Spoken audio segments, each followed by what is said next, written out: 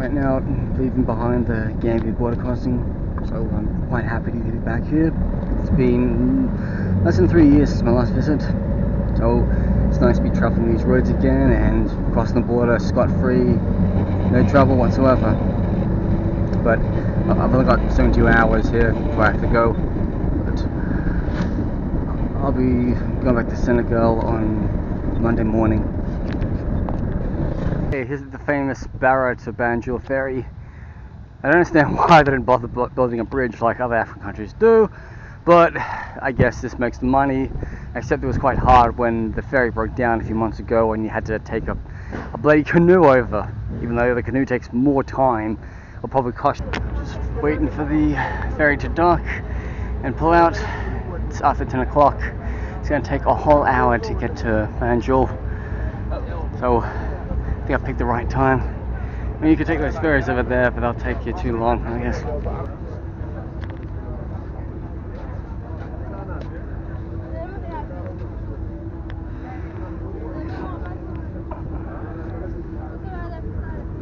In the distance, I can see Arch 22. I've already been there from about 3 years ago, so I'll skip out on Banjul this time.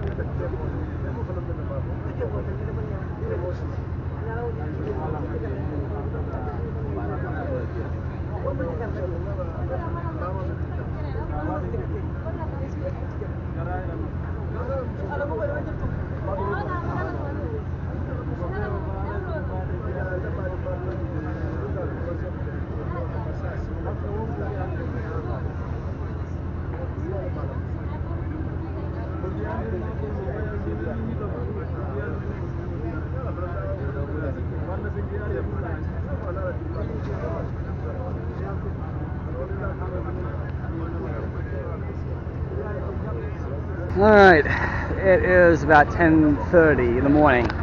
Left Kerrang at 7 today, over the border. So now I'm entering the capital of the Gambia, Banjul. And in case you don't know, Gambia is the smallest African country in mainland Africa, not including all these other islands. It's quite impressive like how the British were able to draw lines on this river and basically say, well, that's us and the French can have the rest. Because about 40 years ago, Senegal and Gambia tried to create a union. It only lasted for 5 years. And also, Senegal also tried to create a union with Mali in the 60s, and that didn't work out. So, that's the port of Banjul. Back here, back to where I want to be. And so now I have to go deal with a lot of hustlers and people trying to patch me for tours and all this crap, which I don't want because I've already seen Banjul. I just want to get to a hotel now. Arrived in Banjul right now. Gonna go make my way out of town. Hopefully hitch a ride close to where I want to go today. Anyway, just when you come into the Gambia, just be careful of your surroundings and all. There's gonna be so many people who like pester you for tours and crap, this, that, the other, because you're Caucasian. Because the sad reality is, just Western European women come here just for sex, and it's really horrible and disgusting, and in my opinion it's sex tourism and prostitution. It's illegal in this country. So what if you do come to the Gambia and do spend your money here, but just don't believe any of the sob stories and all. I had a guy who was pestering me that I needed have a guide to get to Guinea-Bissau. I'm like, dude, I've been to 107 countries, I don't need anybody to show me around. I only took a guide in Burkina Faso earlier this year because of the situation. I mean, Gambia is quite safe, it's a nice country, but you don't need guides. So anybody pester your stuff, just say no thanks. Just because if you ignore them, people will think you're being racist, and it's not nice being racist. But also, do be aware that there can be trouble on the borders with the Gambia, just especially when crossing. You may be checked for drugs by the authorities, and if you are, they may pester for more money. Just make sure you have your prescription medication in its boxes and a letter from your doctor. I always make sure I travel with my prescription medication in a box and my prescription letter, which isn't from my doctor, but just basically explains what I'm given by the NHS. Because you're entitled to bring your own medication for personal reasons, but there are just some medications that just need permits and all, especially like ones that are used to treat like mental illnesses So walking Evangel, Sunday morning. State House is across right here. There's a couple different churches nearby. I went to past one. Fortunately, they had a barricade in, wouldn't let anyone else in. I'm late for church once again, as usual. I'm not really much of a good Christian, I am, but as someone who's also Jewish, I don't think there's even a kebab over here. I had a friend of mine ask me, "Can you get a mediated Garda?" I'm like, I hope I can, but yeah, there's hardly much of a Jewish scene here in West Africa, except for in Ivory Coast. Yeah, there's some Jews in Ivory Coast, but Gambia, I don't think so. I just finished service at the Anglican Church. It's been a long time since I've been to an Anglican service. Just touching on 2 years since I was in Guernsey. Yes, because my father is Anglican, and even though I was raised Catholic, I haven't been to a Catholic service in years. So I just go to a Pentecostal church near my house in East London. The only times I tend to go to Anglican churches is when I'm abroad. Like, I always tend to find Anglican churches or English churches in Commonwealth countries, or like the time I was in Sweden for a month, I went to an English church for a few weeks. So it's a small Christian population and really nice service. I mean, I was the only, Westerner. How should I say that? Yes, that's the proper way to say it. I was the only Westerner of the service, so really lovely, even though I was late. Service starts at 9, so it goes 2-ish hours, so it's quite a long service. Yeah, so just making my way past Arch 22 is over there. There's going to be a lot of bumpsters and hustlers trying to screw with me, so I'll just keep to myself. But it's good to be back here. Been staying in this nice guest house for tonight, but I'm leaving now because it's 7 in the morning. But God, the curtains, they're not similar to my shirt, but I like the design. So I've got a bit of a walk into town today to get to where I want to go, across the border with Senegal and then onto Zigunchor. Apologize if I'm saying it incorrectly. But also, it was rainy yesterday, so wish me luck. I don't even have an umbrella, but plastic bags. Oh my God, it's a really sopping wet day. I paid 200 for a taxi to Westfield, and then I got a shared van for 50 to get here.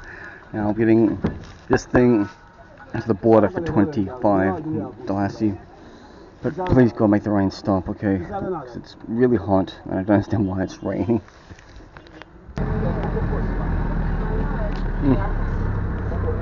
Oh, someone left the goat outside. Oh, there's a chicken.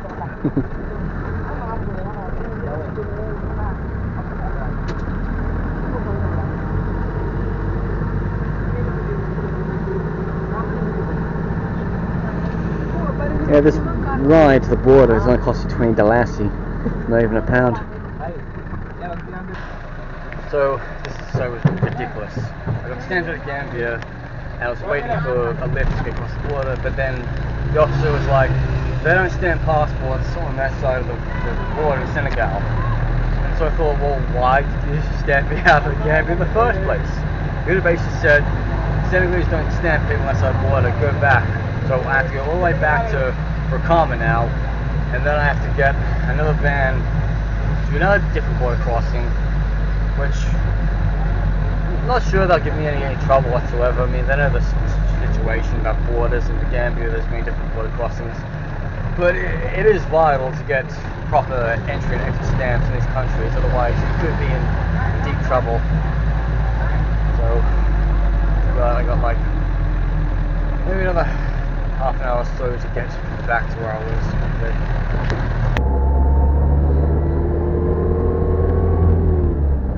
On the road to Zigunchor, which is the capital of the Kashmir part of Senegal in the south, just south of Gambia. I'm here today to get my visa from the consulate of Guinea-Bissau, as it's much cheaper than the embassy in Dakar or the embassy in Banjul. So by the time we get to Zigunchor, let's call it Zig for now on, I can't say it properly, the concert might not be open, so I have to stay in Zig for the night and just wait around. As a matter of fact, you actually get a ferry from Dakar to Zig if you want to avoid having to go through the Gambia, depending on what your passport is, but I'm visa free for both the Senegal and the Gambia, but people like from, let's say, France or America, they have to pay money to get to the Gambia. I've had quite an interesting day in getting to Zigunchor as part of Senegal. Left my hotel at 7, went to Westfield, not the shopping mall, but the part of Gambia, and then got a minivan to Bakara in the south, and then I went to this wrong Gambian border post where they gave me the exit stamp that basically said all the Senegalese, they won't give you a stamp on the other side, so I had to go back into town, get another van to the proper border post, and then once I got to the proper Gambian border crossing, went through like a drug check by the authorities, which I was expecting, but no shakedown for money because I'm not stupid. I had all my medicines clearly labelled with a prescription notification and all. It's quite important you carry that if you have medications. So I took a motorbike across the border, between the border posts, as there's like 1 kilometer of like no man's land between the two. And just stamped back in Senegal, no BS. And then the driver just dropped me off at the garage, and I'm now on a set plateau going on to Zigunchor, where hopefully the Guinea-Bissau consulate will be still open. If not, I'll have to get up early tomorrow and get my visa. A good rush off to Bissau, but I have to be leaving Bissau by either Wednesday or Thursday because I've got a long trek back to Dakar. I've got accommodation booked in Dakar for Sunday and Monday, and God help me get to the airport on Tuesday, because it's okay to get there compared to like last time, because there's a train, but the train doesn't go the whole way to the big airport. It's not even in Dakar, it's like 55 kilometers out of the town.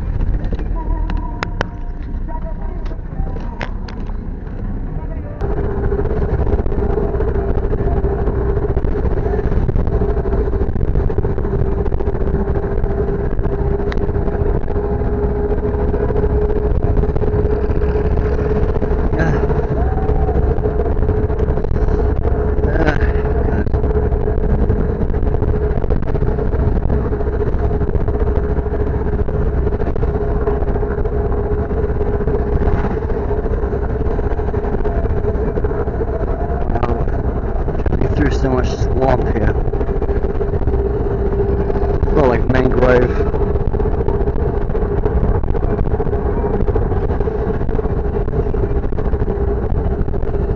Consulate of Guinea-Bissau is closed, and this is like before 4 o'clock, so I would have expected to be shut at 4, but oh well, nobody's there.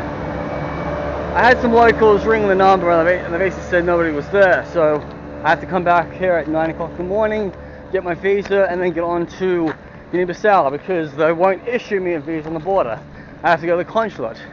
My friend Judy Blair went to flew into Guinea-Bissau, and he had to pay more money for a visa because, well, it was like 70 euros worth in SEFA.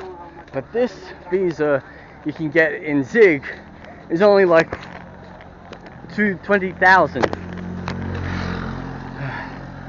So my hotel, which I'm hoping that's vacant, was just around the corner right here. So I really needed to drop my bag off before I damage anything else.